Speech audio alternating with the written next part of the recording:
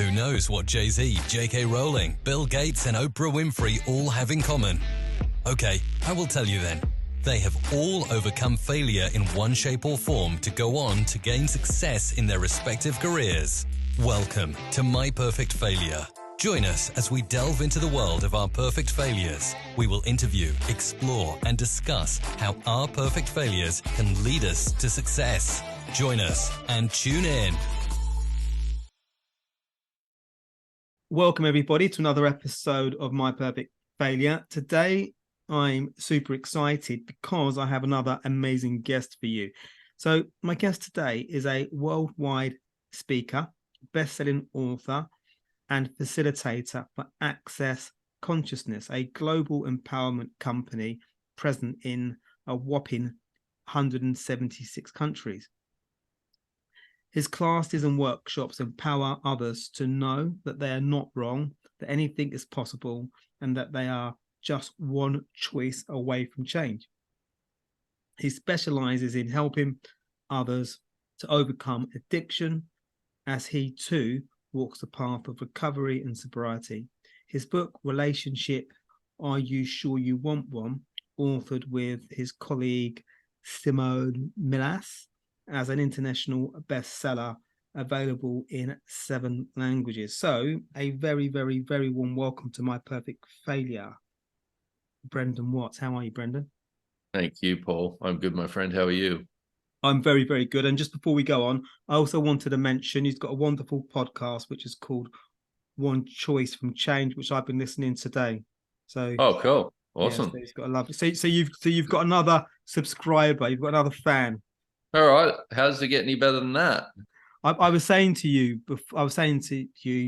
people listening before we started, your journey, it just really fits into the theme of My Perfect Failure and kind of like the challenges of life and how we can do different things. We can use different tools and different behaviors to really transition from those difficult moments. So really keen to get into your story. And also for everybody listening, I kind of plagiarize a little bit. I think I got this from some of your material, Brendon, but I was going to title this podcast From Struggle to Strength, because I think we all struggle.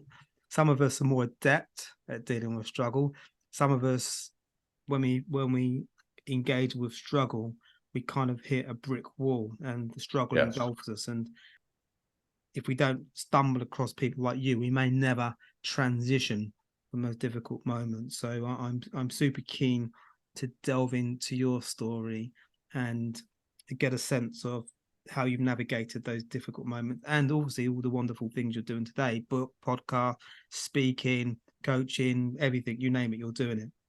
So I guess from my perspective, could we start at where you think is the best place to start in terms of your journey? You know, it has been a journey, you know, and I look back on my life and I'm like, wow, although there has been a lot of struggle, you know, and there has been a lot of those walls, there's been a lot of beautiful moments, and there's also been a lot of diversity.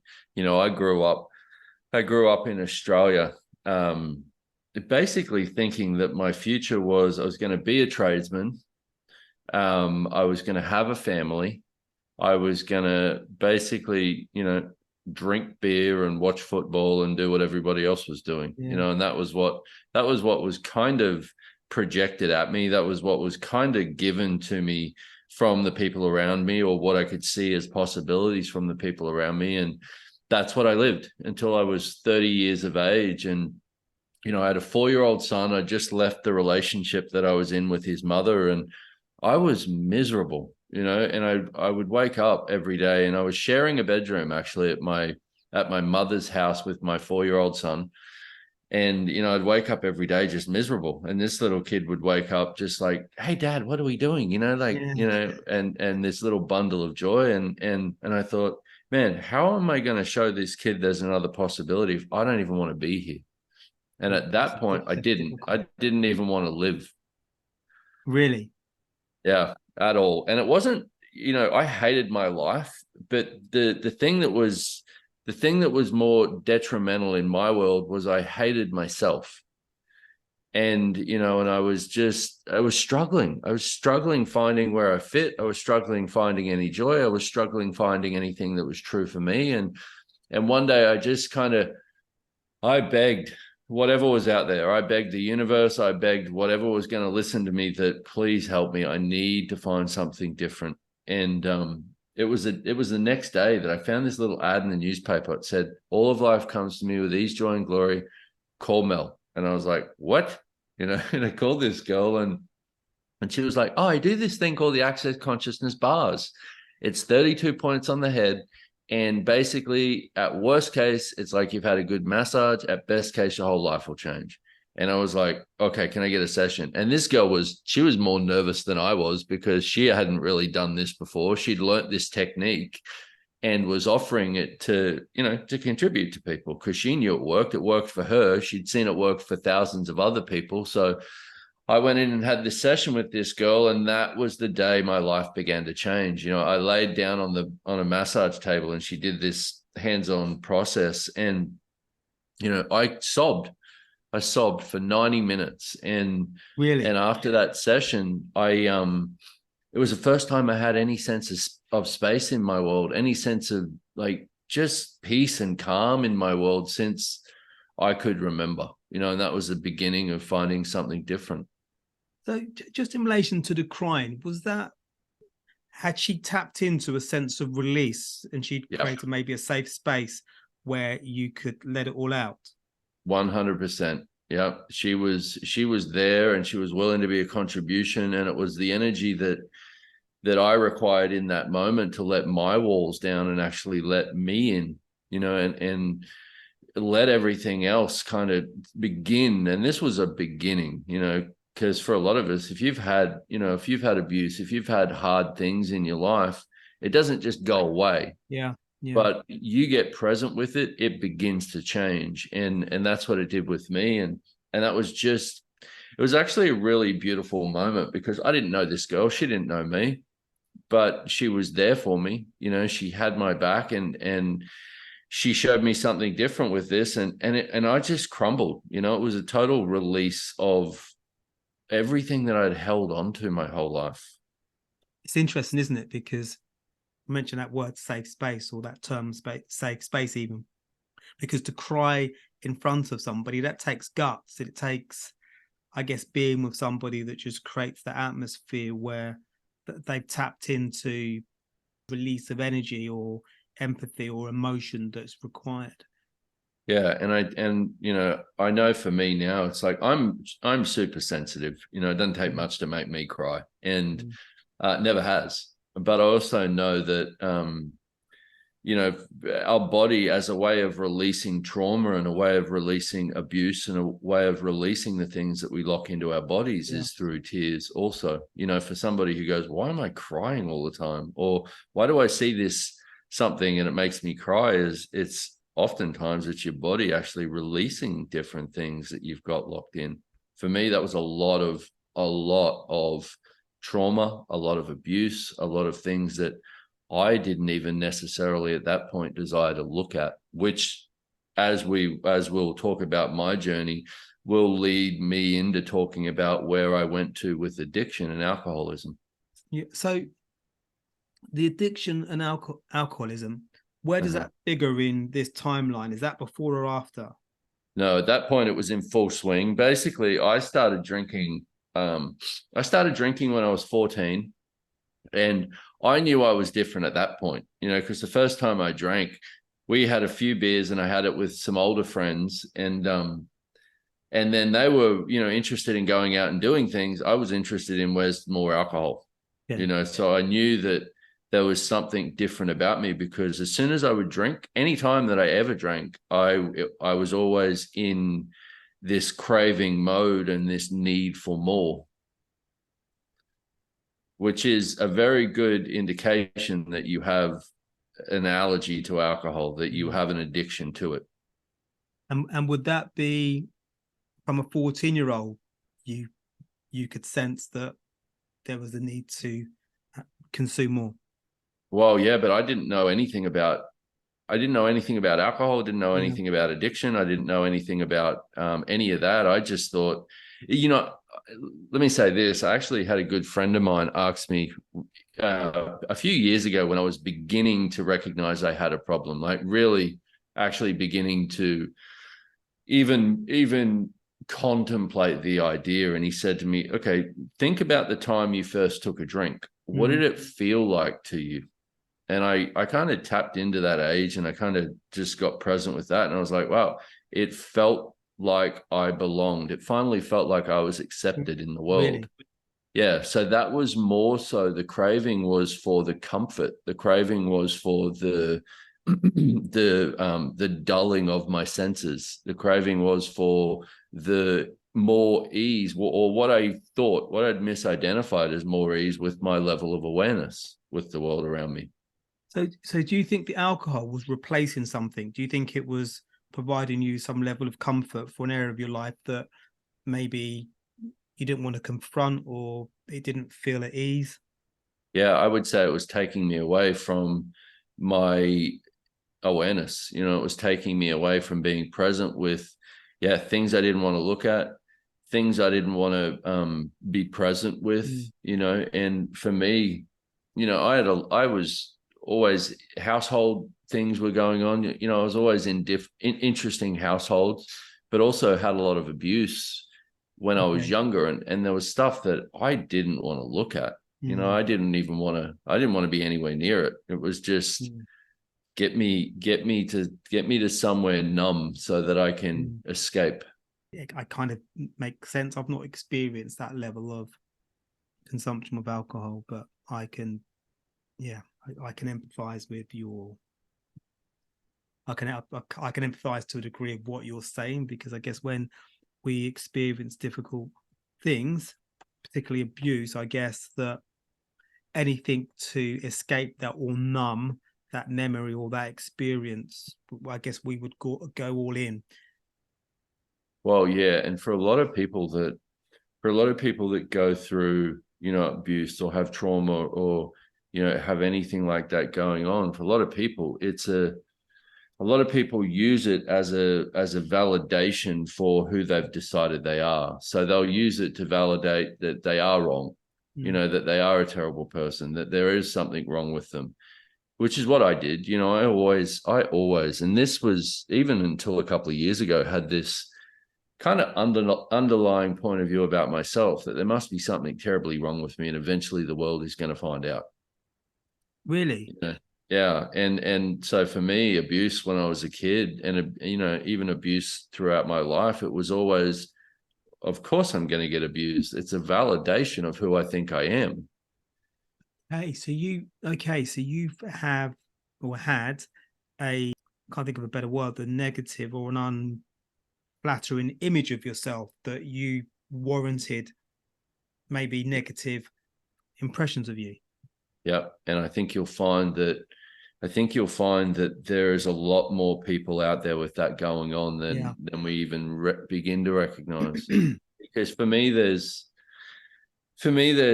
basically two types of people in the world. There's the people who will always be right and will tell you you're always wrong.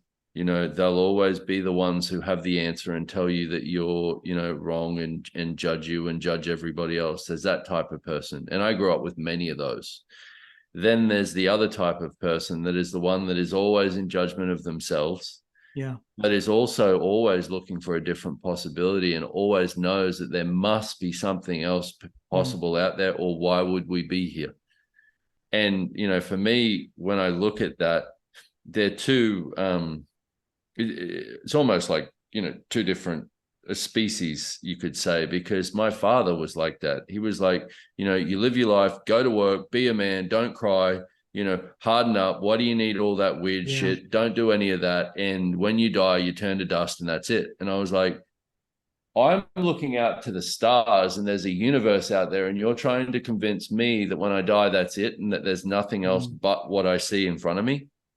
As a kid, I was like, man, there has to be miracles here. There has to be magic available. And, I think for a lot of us who are that latter version, that one that's always in judgment of themselves, it's always kind of seeking something different, is you're always kind of you're always wondering there must be something else possible. And we tend to, you could probably think back in your life and see moments where you had some connection to something that was beyond what others could perceive, for example, or you had something show up in your life as if by magic. But one of the most destructive elements on this planet for us in creating our lives is judgment.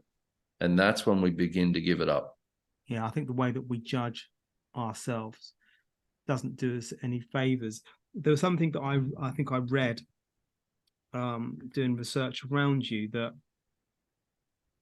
you, so outwardly people saw you differently because I guess you projected a different image, but inwardly you were judging yourself. Was there something going on there?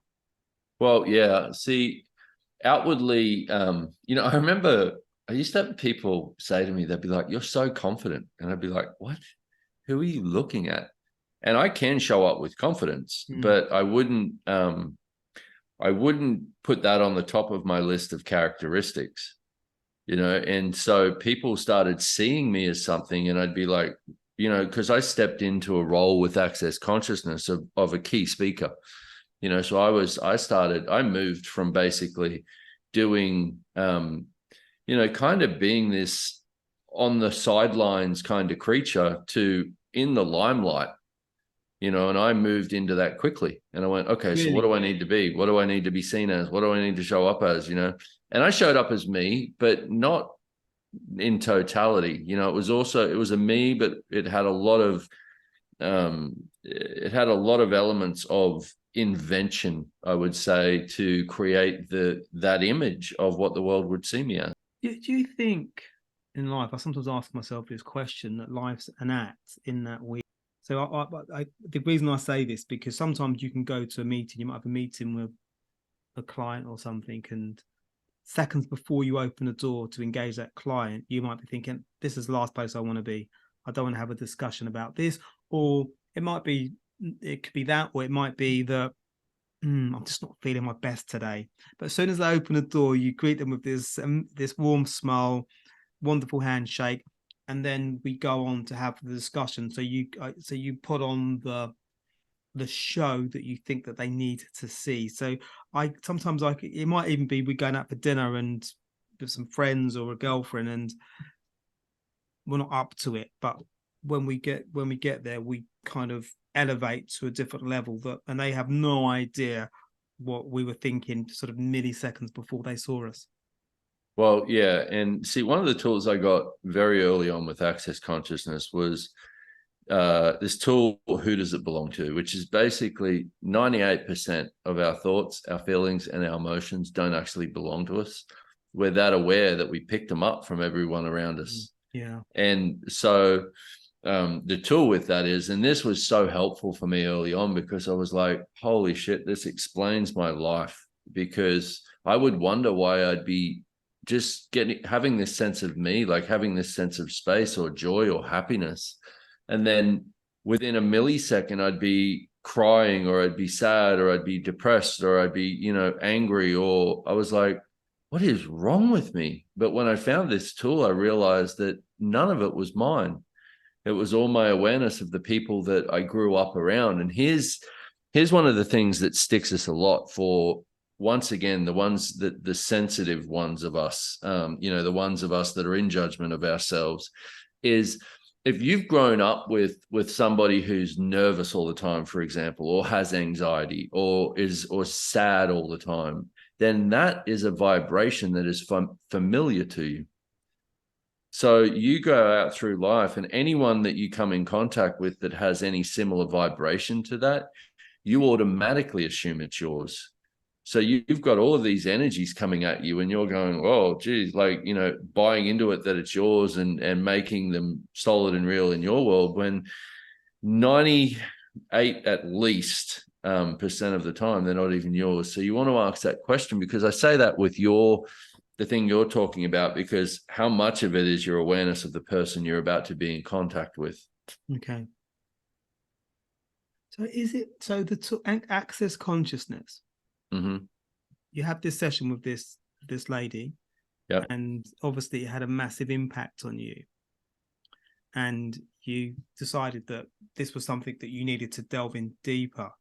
Was that the case? There was an immediate connection. Oh man, I went flat out into it. I got this session with her, and then I think I got, for about the next 3 or 4 weeks, I got one session a week.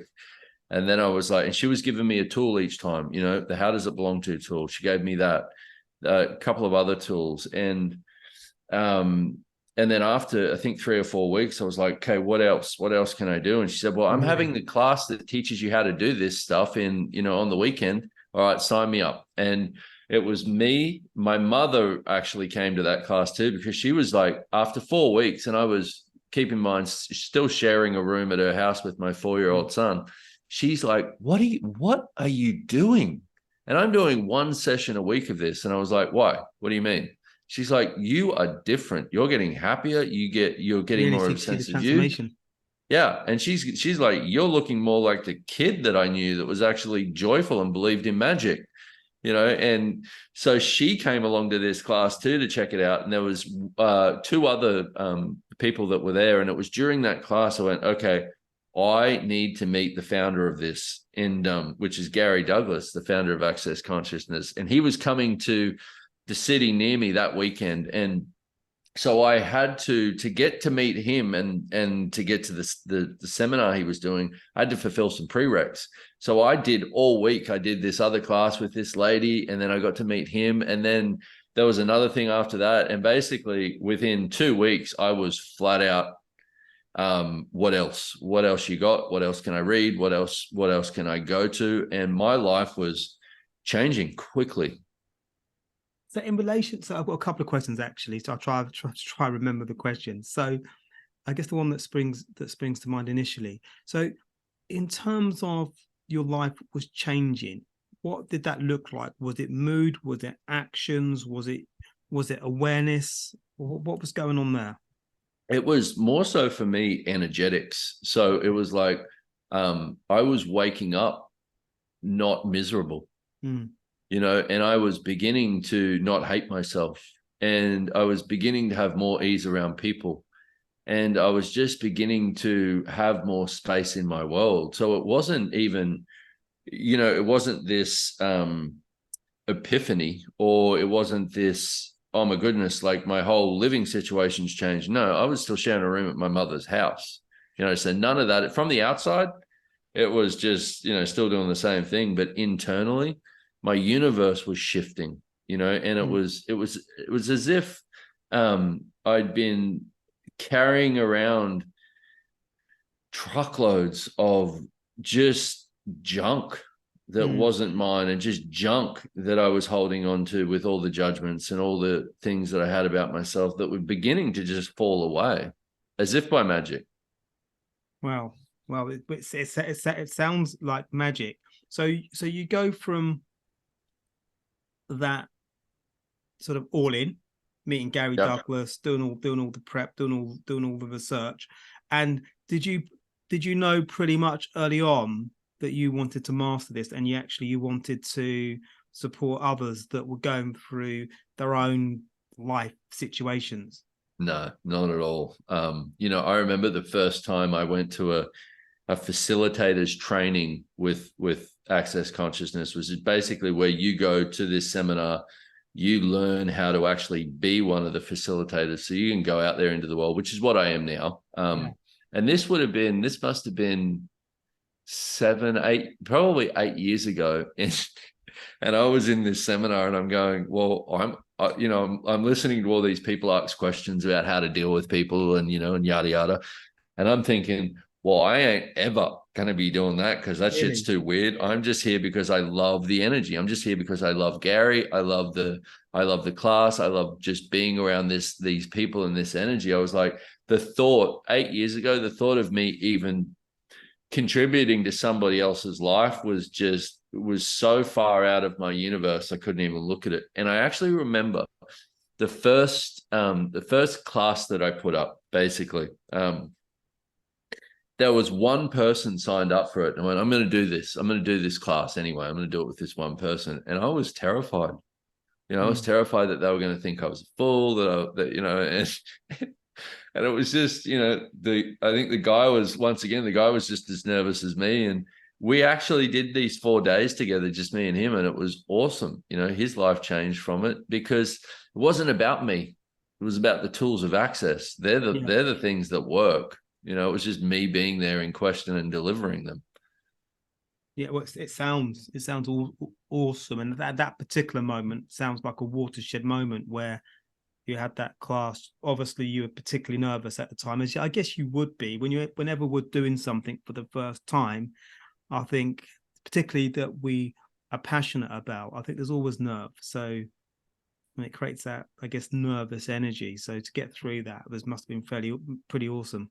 Well, I think it's anything that doesn't match our definition of ourselves, anything that doesn't match the box we've created as our reality. So for me, I've lived my life like that. It's like, give me a challenge, I'll take it up. And I've just always been like that, and so I would choose things that I would see a lot of other people wouldn't choose. And I've gotten to where I am now based on that, and it's uncomfortable, but it's, there's somewhere for me, I love I love kind of pushing myself like that and being like, oh, I wonder what this will create, or I wonder what this will show up as. So I think, for a lot of us, we get stuck trying to choose based on what makes us comfortable. And that, if you're looking, one thing I've learned along my journey is, if you're looking for a comfortable life, you're creating a life of no possibilities.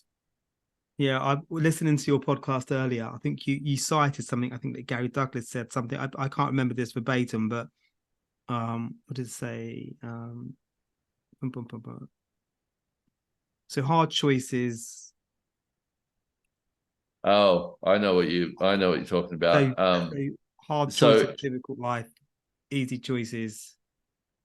Sorry, hard choices, good life. Difficult, easy choices. Well, I'll put it into perspective for you, because I was actually having a conversation with him last year, very early on in my sobriety, and and one of the things that I'd made a mess. I'd made a mess of my relationships. I'd made a mess of my career. I've made a mess of my my standing in the world. I blew my world to bits. And he had been such a support in my life over the last 13 years. And he in a very difficult conversation with him a few days into my sobriety, he said, look, I cannot be there to support you through this. You have to do this alone. And really? Basically, yeah. And I am beyond grateful that he had the caring for me to do that, because if I would have had him to rely on, I wouldn't be where I am today. I would have used him rather than used myself and the strength that I have to get through it. So was that clearly that was a very deliberate discussion he had, statement he made, because what was the premise behind that? Was it that in order for you to move beyond or deal with your sobriety, you had to engage this, not really depend on him, because he couldn't always be there? What was going on there? Well, what was going on there was, at that point, and see, the thing with dealing with any drug addiction or alcohol addiction in your first few months of sobriety, you're on shaky ground, and that's when you really want to knuckle down and do the work. And so for me, for me, my whole life, I tried to find my way around everything.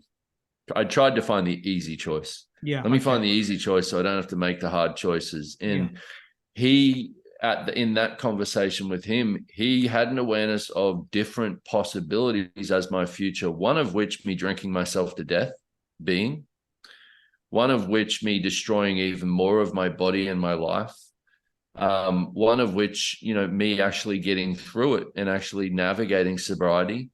But all of them involved me making the choices. So with him saying that, I went, oh man, it was terrifying, because I knew I didn't have somebody who I relied on in the past to fall back on anymore. It was something I had to pull my socks up. I had to put my big boy pants on and go, all right, if I'm going to do this, I'm going to have to work. my ass off.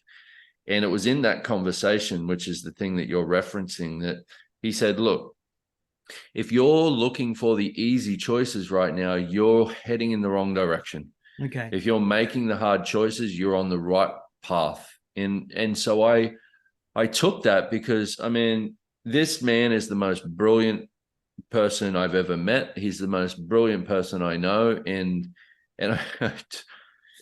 I truly am so grateful for him. And I took that and I just went, okay, all right, I get it. And, you know, because see, it's easy even looking at, if you look at this is called my perfect failure. And what did we call this? From struggle to strength. Struggle to strength.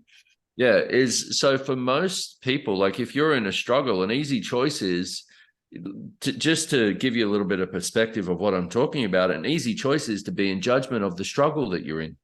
An easy choice is to blame everybody else for you being there in that struggle. An easy choice is to avoid it so that you don't actually have to change it. A hard choice is not going to judgment of yourself. A hard choice is being in question. A hard choice is actually taking the action to change it and actually facing up to it and going, all right, look, this is here. I'm struggling with this. Rather than run away from it, I'm going to be present with it. I'm actually going to get through this. And I think for anyone listening, if you get that part, that's where the strength is going to come from. The strength is going to come from your being. And the only way that you have access to your being is if you're willing to be present. Okay. So just if you can elaborate around, forgive me if you've already done it, but if you can elaborate just for me and people listening, what does being present look like? What type of actions do we need to do to be more present? Good question. And I would say, because see, a lot of us have kind of misidentified and misapplied what being present is, you know, because once again, if you're one of those people that's in a constant state of judgment of themselves, is a seeker of the world, knows there's something else possible, but just haven't found a way to find it yet, you've probably been a daydreamer. You know, you've been the one who's staring out the window, wondering what the clouds look like and what else is out there and what else is possible. And you've probably been made wrong for that and been accused of not being present. Focus on this so that you're being present.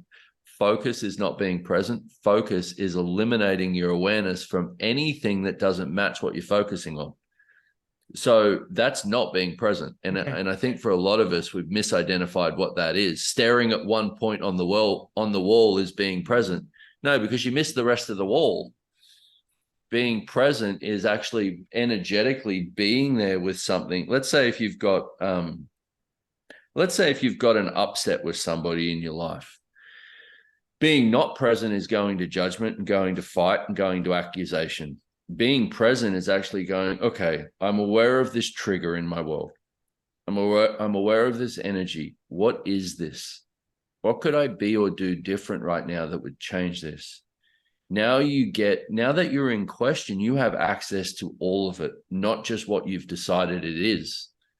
And this is where I would go wrong in my life, was I would decide something is something, and then that's all I could focus on.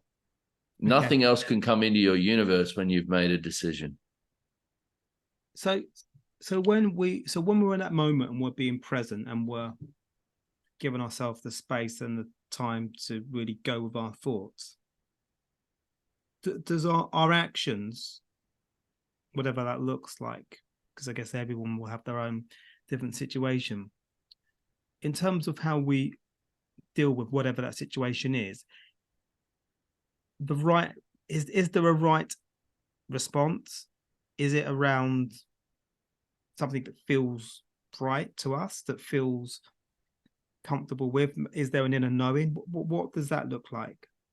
Well, I'll give you a great tool with this, because I think that's for a lot of us is what keeps us stuck also, is we're always looking for the right thing to do, the right thing to choose. And that usually for a lot of us means you've already decided there's a wrong thing to choose and you're it, you know. So it's the right and wrong is the thing that is the thing that's keeping you stuck and the thing that's keeping you in judgment, because there is no other choice but right or wrong. So here's a tool, and basically a law of the universe is what's true for you will always make you lighter. A lie for you will always make you heavier. So if you're willing to kind of play with that, is you'll recognize when you say something or choose something or do something that's off. And, I'll ask people this question of, like, if somebody says, well, I just don't know, and I don't know what's true for me. And I say, okay, so look at a time in your life where you knew something wasn't going to work and you chose it anyway. Everyone can get something like that, because all you have to do is say, look at somebody you've been in a relationship and you knew it wasn't going to work and you did it anyway. Yeah. And so, people will get that and they're like, okay. And so that's an acknowledgement of, you do know. That's an acknowledgement of your knowing. So that's what you begin to use it to kind of build the muscle of awareness, so that you can start navigating your life, not based on judgment, but based on what you know. Yeah, I like that analogy. It's a good equation to use. And do we have to begin to trust ourselves as well? So, yeah, because I guess that there'd be a shift in our behavior from not applying the techniques and the tools that you use to applying these techniques, and then trusting how we feel. Well, yeah. And you see, we eliminate trust when we choose judgment, because if you're looking for the right choices to make, then you can never trust yourself. You can only trust what you've judged as right. And usually that also, we talked about that thing of who does it belong to, is how many of the choices, how much of what we choose is based on somebody else's point of view anyway. Mm-hmm. I know for me, there's been so many things in my life where I'm like, why do I seem to have so much struggle in this area of my life? Let's say money, for example, because a lot of us have that, and I'd be like, you don't just show up with a limitation. It's not like it just appears out of nowhere. And look, there's somebody in the sky going, okay, I'm going to give you money problems. I'm going to give you relationship problems. I'm going to give you problems with your body. I'm going to give you problems with your family. No, we choose it all. So I was always curious about that. And so for me, I started looking at, okay, whose point of view is this? What point of view do I have in place here that's sticking me with this? Because one of the things that I know, one of the things that we talk about in Access is your point of view creates your reality, period. So if you have a point of view about something, let's say you have a point of view that it's hard to make money, that point of view alone, just that one point of view alone, will make your money flows difficult.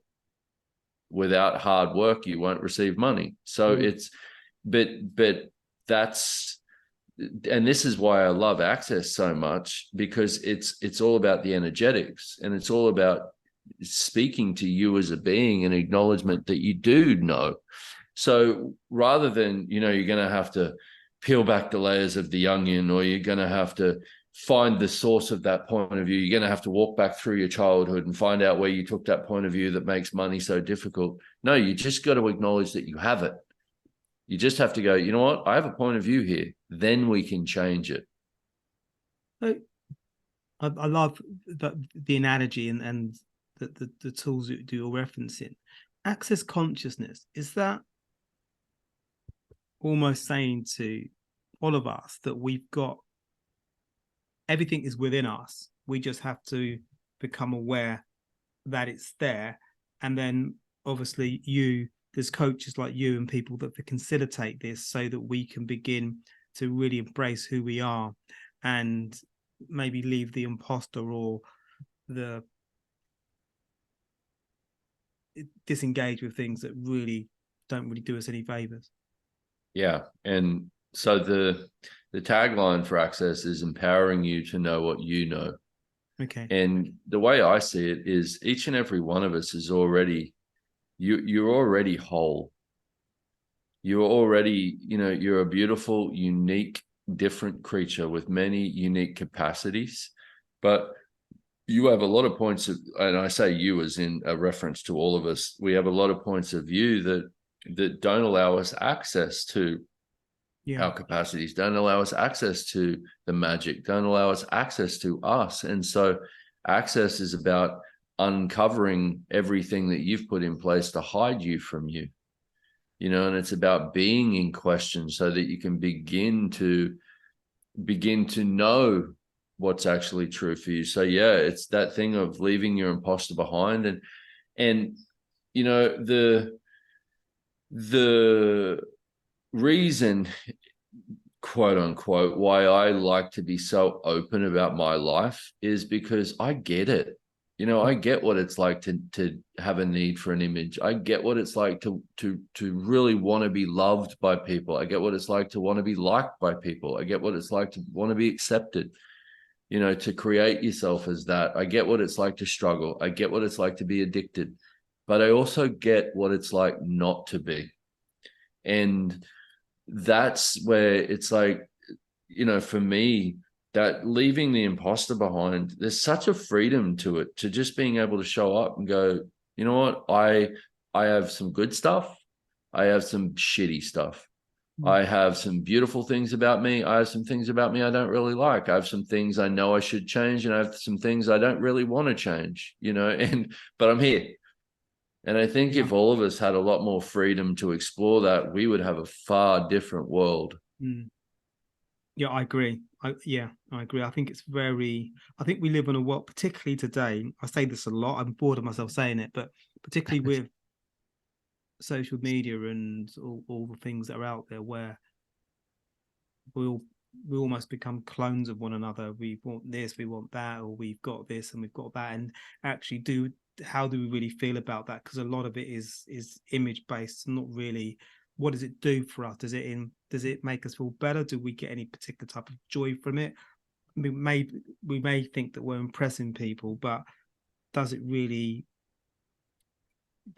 have true depth of meaning for us? And I probably think that's probably not the case for a lot of us. So, well, you know how I said that thing too about 98% of your thoughts, feelings, and emotions? Well, if they can basically statistically analyze you from your social media habits, from your purchase habits, from all of that, then how much of the stuff even coming into your head is basically an algorithmic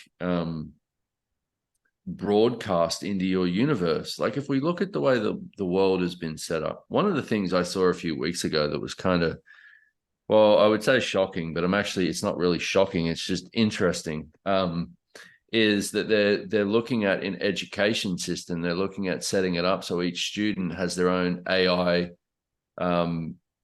tutor, you know, individualized tutor for these kids that's algorithmically run. So you've got your own personalized the chat GBT thing. That's and I'm crazy. Like, wow, what are you trying to teach our kids? Are you trying to teach them creativity, or are you trying to teach them to be part of a structure that only allows them to follow and never allows them to lead? So this is where, once again, access is so different, because there is not one of us on this planet that is alike. We have similarities, definitely have similarities. And like I said, there's a lot of us who are seeking and know there's something different possible, but we are not the same thing. We are different beings. And that's, you know, for me, that's what should be acknowledged and nurtured in our kids. Yeah, no, I agree. So I'm thinking about friends, because access consciousness, when we're going through that process of transformation and awareness, for the majority of us, or certainly for a lot of us, we would have developed over the years friends and relationships, and people have a certain persona, a certain interpretation of who we are, how we act. So when we go through access consciousness, I don't know how it worked for you. Were you mindful that you were going through this change, and maybe some relationships you had at the time maybe wouldn't be conducive moving forward? Yeah, well, even, I don't have one friend in my life. I don't really have anyone in my life that was in my life anymore that was in my life before, 13 years ago, because a lot of people just fell away. They just went, what, you're different. Why are you doing, like, why are you seeking more? Why are you trying to look for more? Why are you trying to be something different? But that was the people I surrounded myself with in the past, were people that would, once again, people that would validate my point of view about myself, and see, here's one thing I know is we teach others to treat us the way that they treat us based on the way we treat ourselves. So we're educating the world on how to treat us based on how we treat ourselves. And for me, I treated myself like shit. So I had a lot of people in my life who didn't really care about me, who didn't really desire to support me or have my back, because I didn't support myself or have my own back. So I think that also, for a lot of us, we keep ourselves confined in order to maintain relationships. Also, my point of view now is, if a relationship is going to fall away because I'm being more of who I am, then that relationship was never worthwhile in the first place. Yeah, no, I agree. And it's I think in life we can get set in our ways. I know sometimes some of my family has definitely said that over too many years, you become set in your ways. And so to kind of put a flag in the ground, and particularly when we become adults, to kind of say, I'm going to do this, that takes I don't know if courage is the right word, but it definitely takes courage, determination to kind of change, and it probably leads us on to maybe your book, because I think for many of us, sometimes we think our story's written and it cannot be changed. Yeah. And that's why I love what you're doing, because you're essentially saying that actually we can. So it'd be lovely maybe to talk a little bit about your book and your podcast, because they probably deal quite a lot with that sort of reference that I've just made. Yeah, well, once again, the book and the podcast full of tools, and different tools, but also different perspectives and different, kind of snippets of my life, of where I've used different things and where I've shown that you can rewrite your story. Last year, 18 months ago, my life, even after moving through and navigating and changing a lot and creating a phenomenal life, with addiction in place, I still had the weapon there to destroy it. And, so when my alcoholism progressed to a point where it was killing me and everything that was attached to me, my life was a mess. And so I had a lot of doubt that I could turn that around, and so even at that point, we're never safe from we try and create these lives of safety, or these lives of secure. I want to have a secure future, but in all truth, that future that you're trying to create as secure can go away in a heartbeat. People do that with, well, I'm going to have my superannuation fund and I'm going to put it all in a bank and now I'm safe. What if the bank crashes, or I'm going to build my dream home and it's going to be my security. What if the earth shakes? So we're never truly safe. The only thing that really is any form of safety is your awareness and your ability to perceive the future. So for me, the thing with addiction, I just didn't even want to look at it. I didn't want to be present with it. I didn't want to deal with it. It was just, no thanks, too wrong, too dark, too, whatever. And so, in rewriting that story and moving forward, it's like, what I'd like to share with the world is anything is possible if you're willing to make a different choice. And that's what my podcast, One Choice from Change, is. you're one choice away. You make one choice, you begin to change the energy. You make another choice, you begin to change, and it begins to allow, you know, your life to show up different. Yeah.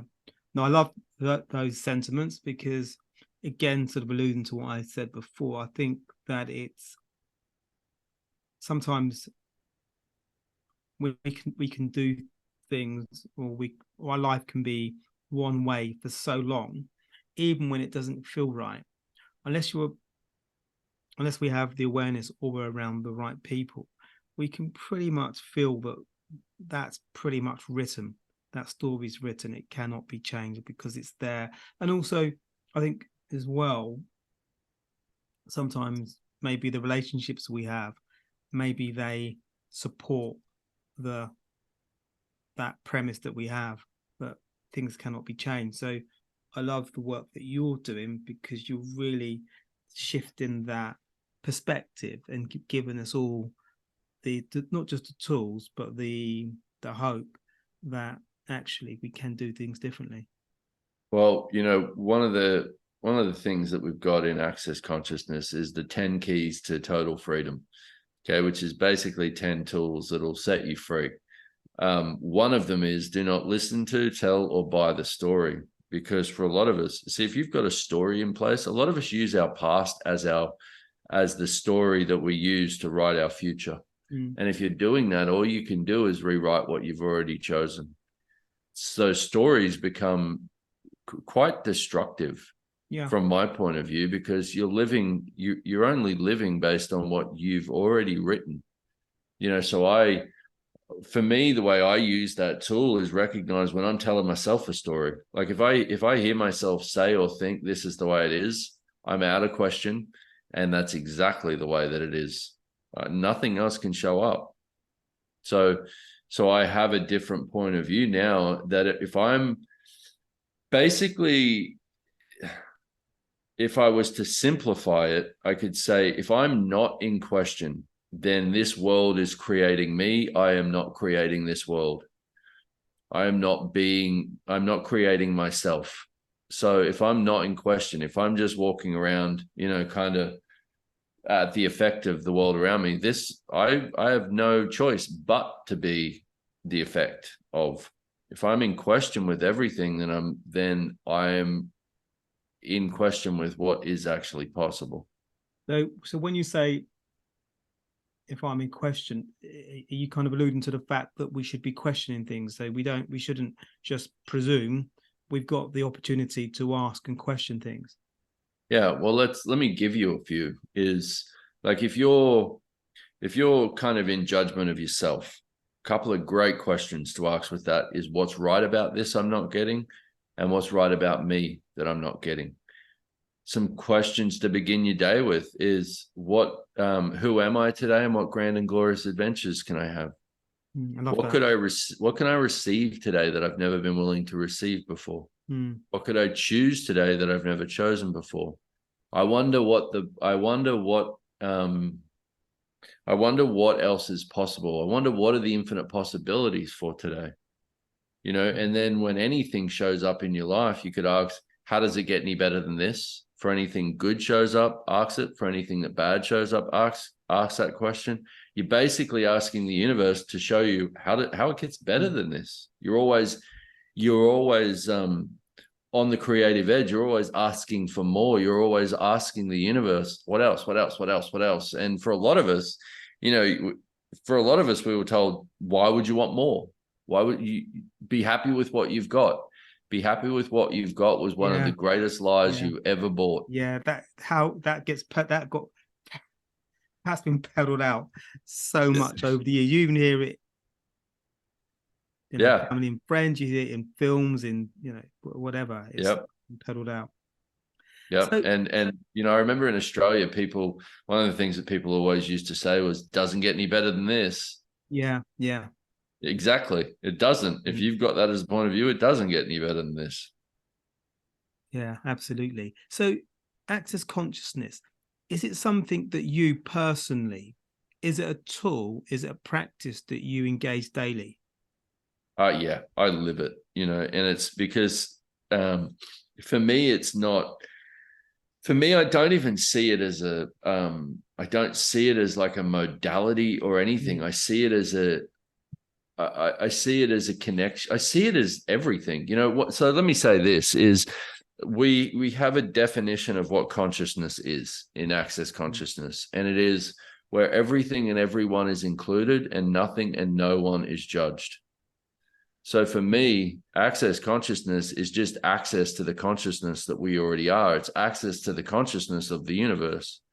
So I just see it as part of who I am now, and to the best of my ability, I like to be it. Also to be an invitation for people, but it's like it's just but the tools, the processes, every day I'm just living it to the best of my ability. And just around the sort of the practice of using Access Consciousness and living that, do you put pen to paper? Is that part of the process, or can there be different ways to engage it? Oh, there can be different ways. You do it. My point of view is do what works for you. Okay. Use the tools in the way that it works for you.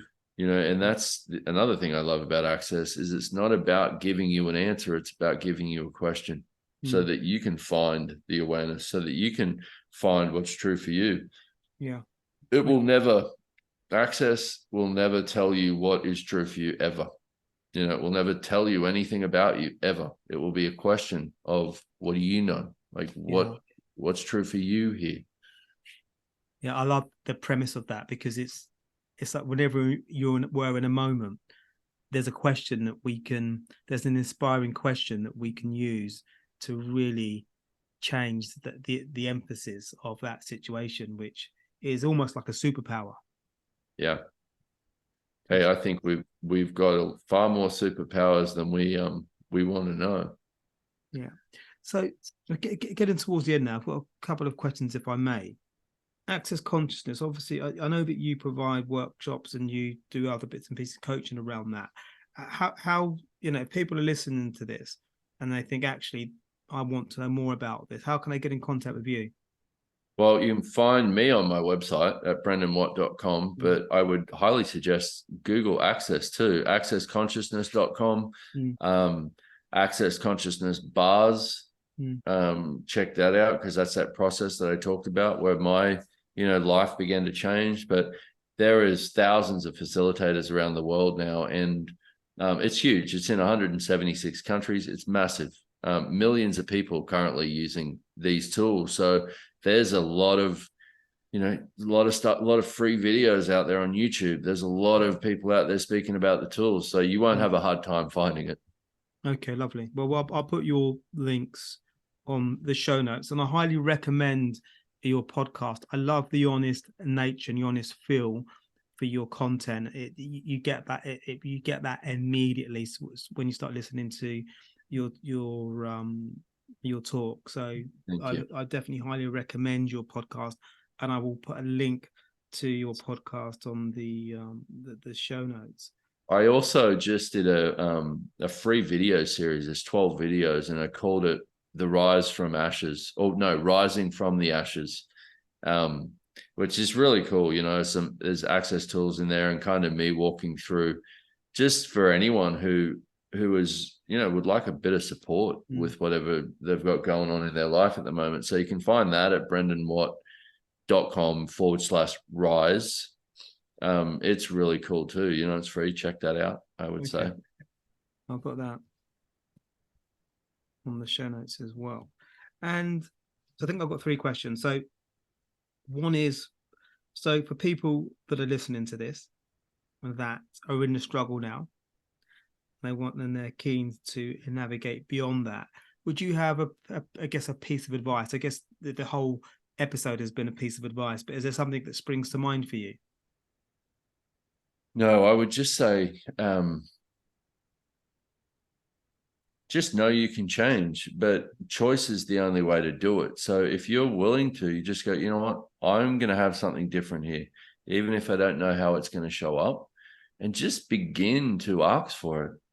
Like begin to change the energy of it and start asking for what's it going to take for this to change, and you might watch a video, you might use one of the tools that we've been talking about and start, changing the energy and changing the direction that you're heading.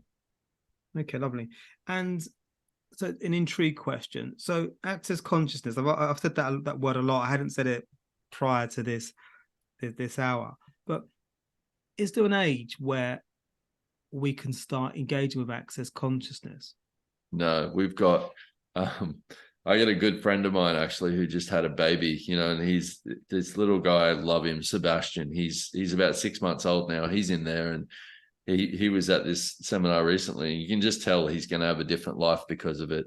But these kids that come along, and I know kids that have been in access their whole life, and they're 10 now or 12 now, and they're just different.